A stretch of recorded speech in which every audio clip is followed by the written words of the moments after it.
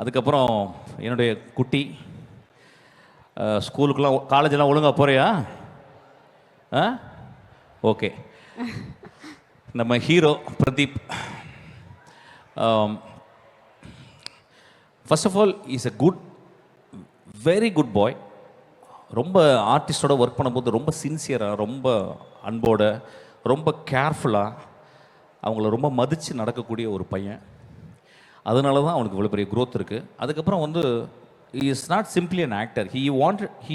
He proved himself as a director first.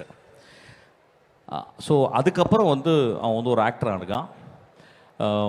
எனக்கு தெரிஞ்சு விக்கி, அந்த பையன் போட்டது லக்கி சாம்டா அவன். ஆக்சுவலாக எந்த படத்தில் போட்டாலும் அந்த படம் ஹிட் ஆகும் அவன். அந்த மாதிரி ஒரு லக்கி சாம் ஆக்சுவலாக.